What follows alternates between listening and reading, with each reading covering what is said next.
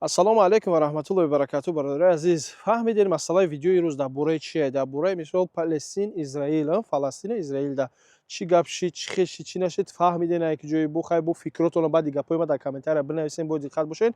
Чизе ки мо дидем, фаҳмидем, ҳамонро нақл мекунем. Подписаться, комментария, документ, лайк, патента фаромӯш намекунем, бародари азиз. Хоб, телеграм канали мо закрепи карда мешавад, дар комментария бузург иншалло беҳтарин чизҳоро дар рӯҷа дарёфт мекунем. масъалаи мисол Фаластина ки фаҳмиден 157 давлат алҳамдулиллаҳи раббил оламин презентация кард, қабул карданд ки давлати Фаластин отдельно бояд шавад, давлат шавад. Фаҳмидем, бародари азизи ман. ана ака иншааллоҳ чӣ гап мешавад? Ака ба фаҳмидагиҳои ман, ба чизҳои ман гуфтаистам, ман худам мегӯям ака ана Фаластин иншааллоҳ давлати отдельно государство бояд шавад, ҷидои Израил, Ғаза дар Фаластин медурояд, хулоса тибқа замини худаш мешавад, давлати худаш, ҳама чизҳои худаш, гуфти гапҳо дигар под контроли Израил намешавад. 157 давлат иро қабул кард, аз он ҷумла Франсия, Германия ва дигар давлатҳо, ҳама ҷо. Россия соли 80 сол буд уже иро президент кардаги буд уже.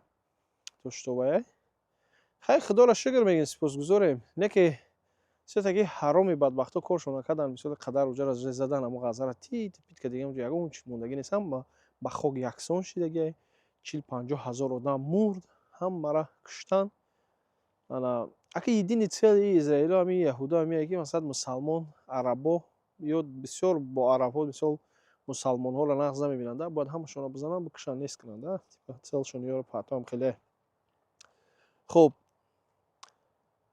ин давлатҳое ки президент карданд ира, особенно Европа, ака дигар санксия тайёр мекунанд. Санксия тайёр мекунанд, санксияҳои мощни против Израил бояд санксия кунанд ака. фаҳмидед? باید سانکسیا کنن. خیلی یک روزای وازبین مشکل انشاءالله انتظار اسرائیل. انا خیلی امریکا کو پرزیدنت نکردگی این چیزا.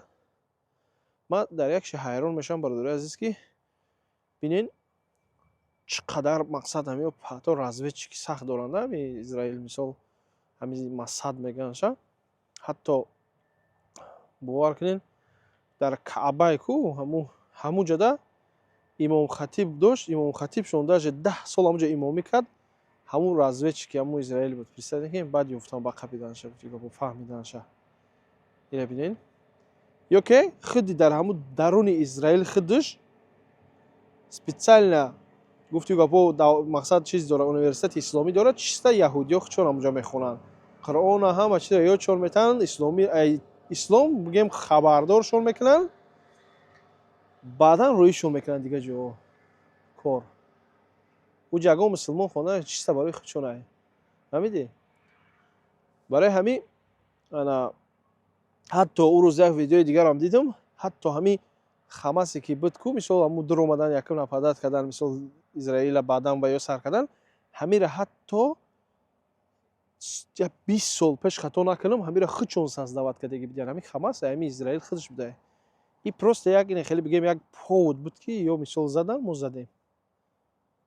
як бовар кунед, охи ёро вақте мешунавӣ ҳайрон мешавӣ. баъзе ёд мисол бовар накунед ки действительно на самом деле мегӯям ҳамин Хамаса ҳамиё тайёр кардаги буданд. мисол дар дуруи Ғаза мондан, хестан ё ёро атака кардан, ё ёро задан, тит кардан. хай конечно без жертва намеша ку мисол мемиранд одамҳо.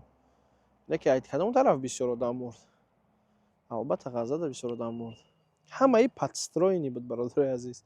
вале на мо дар калом фаҳмидем ки ҷе хеле буда. фаҳмидӣ? барои ҳамин политик гуфту гапо кори ҳар кас нест, кори ман ҳам нест. не ки ба ҳар ҳол чизе ки ман фаҳмидам, дидам ҳамун чиза иҳо моро намехоҳанд. бояд ё моро давлатҳои араборо ҳамаро бояд бизананд то рӯзи қиёмата.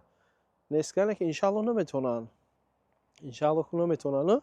ҳатто ҳамин занҳои ҳамин яҳудиё, ҳамин занҳошон иёро мӯи саршона бояд ҳеч ка набина. мои сари иё бояд ҳеч ка набина. ранги хумо мисол чиза иёро бихитригишона ки ҳама занҳошон кал мекунанд, болихшона парик мемонанд.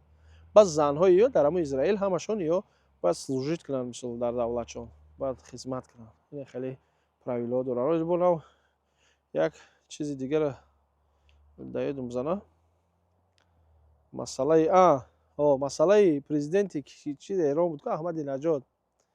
ҳамин ҳатто як вақт дар вақти президентиш мехост ки вай кана ҳамин разведчикои Масада ва Израила бигем фармон дод ки биқапа Масад як одами боварино ки хача бигем вай ка таъин кард гуфт давай масад бигӣ гуфт ҳамеёро қабида накун ёфтан дар кора чӣ хеле ко израил дар мисол израил дар тамоми давлат бигем давлада ҳастанд чизоиё хусусан дар Ирон темболе гуфт почему мисоли қадар генералошро накуштанд як бор фикр кунед ҳамон Аҳмад Аҷод ҳамон одаме таъин кард боваринок одамаш буд таъинш кард ҳамон разведчики Масад буд ҳамон разведчики Израилӣ буд прикинь барои чӣ қадар генералашон оно президенте ки доштанд ку решакӣ буд ку решдор буд ку оноро куштанд вертолёта заданша хеле генералоша куштанд потому что уҷа разведчикош ҳамаш гуфту гапҳо чотка дар уҷа ҳастанд кор мекунанд нақта ба нақта медонанд хонашон дар ки ҷои чи ҳамашонро задан мисол